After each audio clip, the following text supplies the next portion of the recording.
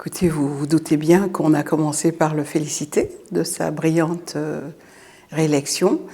Nous en sommes heureux parce que nous pensons qu'il était indispensable qu'il ait un second mandat qui lui permette d'accomplir ou de continuer les grands travaux, les grands chantiers qu'il a ouverts et poursuivre surtout les réformes que nous sentons, nous, pays bénéficiaires, travailleurs avec la FAO, que nous sentons tout à fait le changement qui est advenu depuis sa prise de fonction. Donc c'était essentiellement déjà ça.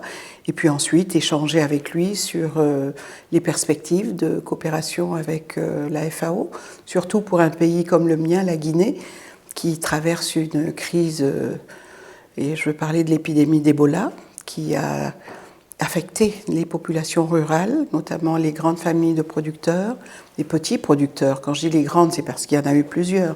Et donc la Guinée a été touchée dans toute l'étendue de son économie, mais plus particulièrement au niveau de l'agriculture, même si les volumes céréaliers se sont maintenus l'année dernière, on n'avait pas pensé que l'épidémie se serait prolongée à date.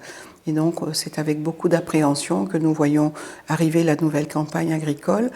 Et c'est l'occasion aussi de remercier le directeur général pour la promptitude avec laquelle la FAO a réagi.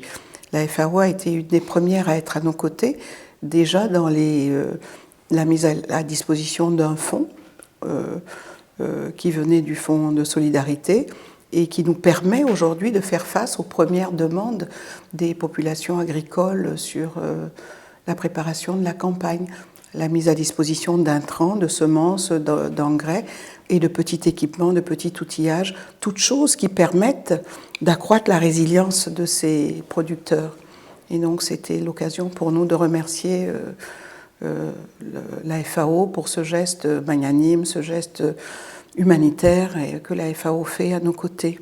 Et aussi réfléchir sur le plan de riposte, le plan post-Ebola que nous avons élaboré, mais évidemment qui bouge en fonction de la longueur de l'épidémie, et aussi d'autres projets que nous avions en cours. Écoutez, je ne peux qu'apprécier la qualité des interventions, la qualité des intervenants et des personnes que nous avons eu l'honneur d'écouter. Je vous parlais en l'occurrence de M. Lula, qui nous a fait l'honneur de partager sa vision du développement agricole, de ce qu'il a fait pour le Brésil durant ses mandatures en tant que président de la République. Et c'était d'une grande inspiration pour nous, de grandes leçons.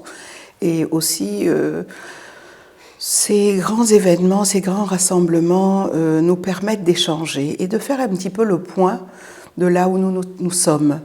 Et nous nous rendons compte que les problèmes sont les mêmes sur toute l'étendue de la planète, les jeunes qui ne sont plus dans la ruralité, les changements climatiques, beaucoup d'autres choses, les semences, pourquoi certaines multinationales ont le monopole des semences. Toutes ces problématiques-là nous interpellent tous à des degrés divers. Et c'est le lieu d'échanger, de rencontrer et d'écouter ce qui se passe ailleurs et de voir à quel niveau nous sommes et surtout le chemin qu'il nous reste à parcourir.